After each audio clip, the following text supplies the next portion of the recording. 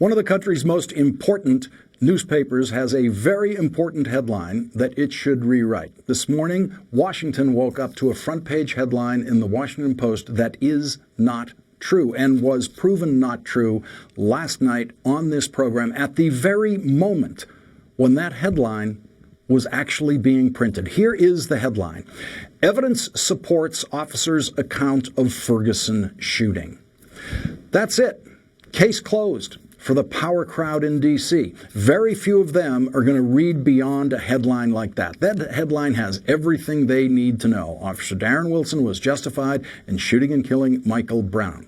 But that headline was based almost entirely on the statement of a San Francisco pathologist, Dr. Judy Melanek, who the Washington Post never bothered to speak to. The Post just lifted Dr. Melanek's quote from the St. Louis Post-Dispatch, but it was exactly the kind of quote the Washington Post needed to support its false headline. So why bother calling the doctor for clarification if the quote is sitting right there for the taking in the St. Louis Post-Dispatch? Here is the explosive quote as it appeared word for word, first in the St. Louis Post-Dispatch and then in the Washington Post. Dr. Melanek reviewed the official autopsy report obtained by the Post-Dispatch this week from a secret source, and she said the autopsy report, quote, supports the fact that this guy is reaching for the gun if he has gunpowder particulate material in the wound. The Washington Post did not include an additional quote from the doctor that appeared in the Post-Dispatch. Quote, if he has his hand near the gun when it goes off, he's going for the officer's gun.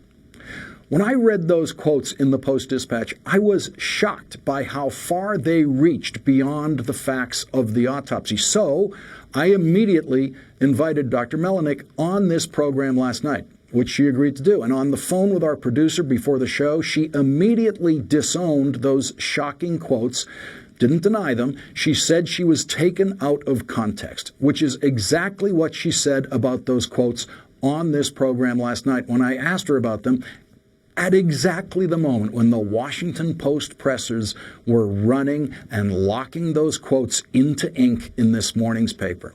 Now, I'm sure Dr. Melanek would have told the Washington Post the same thing about those quotes if either of the two reporters working on that false front-page story had bothered to call her.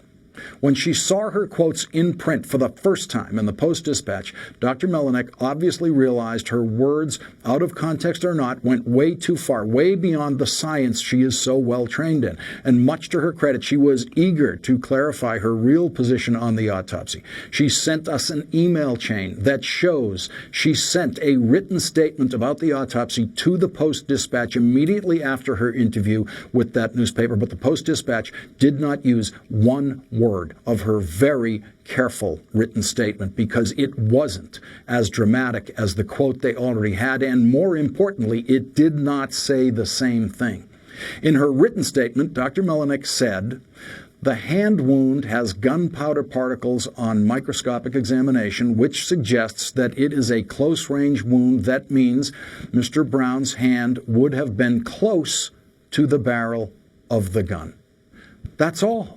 Nothing about that wound meaning that Michael Brown was going for the officer's gun, just close to the gun. No professional, unbiased pathologist can say that Michael Brown was going for the gun based on that wound, and no other pathologist has said it. No other pathologist has dared to leap that far beyond the facts of the autopsy. Dr. Melanek welcomed the opportunity to clarify her comments here last night, and I know she would have instantly supplied her written analysis to the Washington Post if the Post had bothered to call her, and the St. Louis Post-Dispatch and the Washington Post both implied, without actually quoting her in their stories and other parts of her stories, that Dr. Melanek suggested that the autopsy proves that Michael Brown was not raising his hands in a sign of surrender during the confrontation.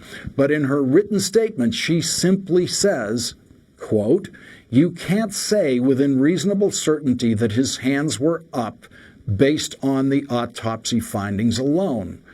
That's right. You can't. not based on the autopsy alone. Dr. Melinek agreed with me last night that Michael Brown's hands could have been up when Officer Wilson fired several bullets that missed Michael Brown completely.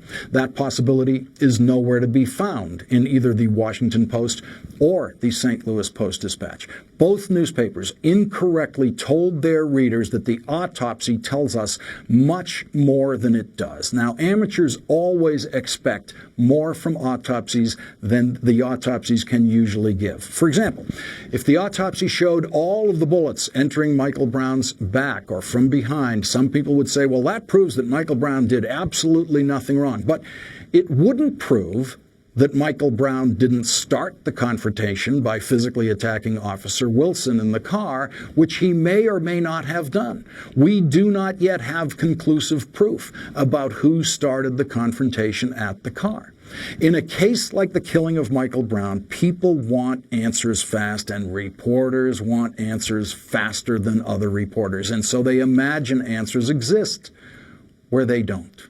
The reporters who wrote about this autopsy report do not have enough experience to evaluate autopsy reports or ask the right questions about them. They could be tricked into thinking there is much more in that autopsy report than there is. But the autopsy report is, as Dr. Melinek told us last night, just a snippet of what we need to know to reach conclusions about this case.